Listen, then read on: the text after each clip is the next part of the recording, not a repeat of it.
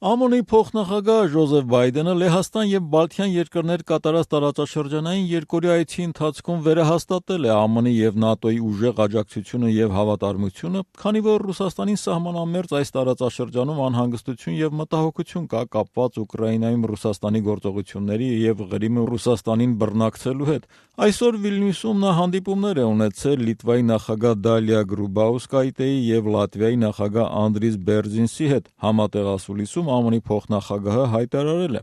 Ես ցանկանում եմ հստակորեն նշել, որ մենք վճռական կանգնած ենք մեր բալթյան գործընկերների հետ Ուկրաինայի ժողովրդին աջակցելու հարցում ընդդեմ ռուսական ագրեսիայի, քանի դեռ Ռուսաստանը շարունակում է մութ ճանապարհը, նրանց քաղաքական եւ տնտեսական մեկուսացումը ավելի խիստ կլինի։ ԱՄՆ-ի փոխնախագահը վստահեցրել է, որ ՆԱՏՕ-ն կպատասխանի դաշինքի որևէ անդամի դեմ ցանկացած գործողության։ Նախագահ Օբաման ցանկացավ, որ ես գամ եւ անձամբ հստակ նշեմ, որ ՆԱՏՕ-ի պայմանագրի 5-րդ հոդվածի համաձայն մենք կպատասխանենք դաշինքի անդամ որևէ երկրի դեմ ցանկացած ագրեսիային։ Նա նաև հայտնել է, որ Ուելսում առաջիկայում անցկացվելիք ՆԱՏՕ-ի գագաթնաժողովում ԱՄՆ-ի նախագահ Բարակ Օբաման դաշինքի անդամներին կվստահեցնի այս ամենը։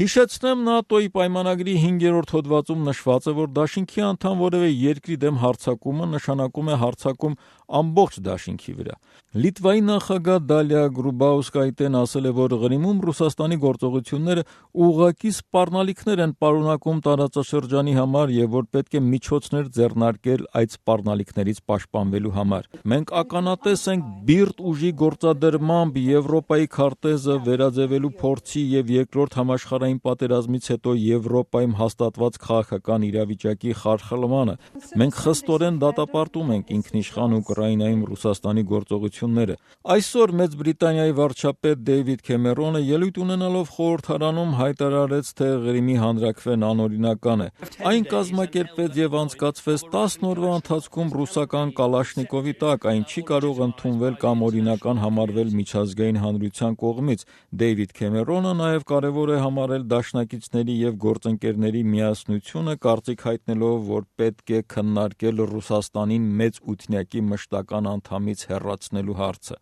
Գերմանիայի արտգործնախարար Ֆրանկ Վալտեր Շտայնմայերը կոչ է արել շուտափույթ ԵՀԿ առաքելություն ուղարկել Ուկրաինա, առաջիկա 24 ժամվա մեջ որոշել առաքելության մանդատը եւ վաղն արդեն ուղարկել առաջին խումբը։ Մենք ընդունակ կլինենք վերահսկել, եթե իրավիճակին հետևենք տեղից օբյեկտիվ գնահատականների միջոցով, ասել է Շտայնմայերը այսօր Բեռլինում կայացած ասուլիսում։ Արևմուտքը գտնում է, որ Ուկրաինայում ԵՀԿ առաքելության շրջանակներում պետք է ընդգրկվի նաև Ղրիմը։